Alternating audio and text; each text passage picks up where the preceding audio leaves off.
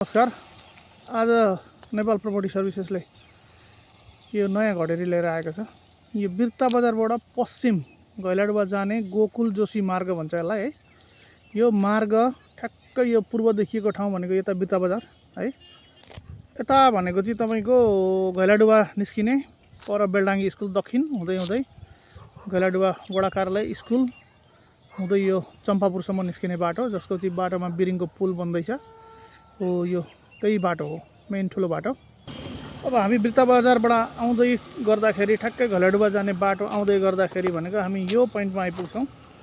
यो पोइन्टमा आइसकेपछि एउटा बाटो यसरी उत्तर लाग्छ।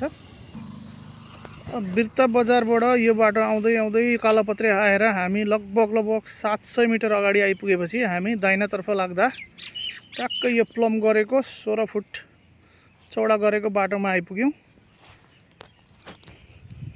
हाम्रो बिक्रीमा रहेको घडेरी चाहिँ ठ्याक्कै घडेरी हो। यो घाँस पलाएको है, अगाडिपट्टि काँस छ, यहाँनिर बिजुलीको खम्बा छ, 32 फिट मुख गरेको घडेरी, ठ्याक्कै 9 धुर माटो छ। यहाँ राम्रो डाँडो जग्गा छ है, तुरुन्तै घर बनाएर बस्न मिल्ने पूर्व फर्किएको घडेरी छ। यो पूर्वपट्टिको बाटो पनि निकास रहेको बाटो छ। पूर्वपट्टिको बाटोमा प्लम लागिसकेको प्लानिङले बनाएको बाटो हो यो। टक्कै अब यहाँबाट आउँदाखेरि लगभग 10 मिटरमै तपाईको चाहिँ यो ठुलो कालोपत्रे सडकमा आइपुगिन्छ।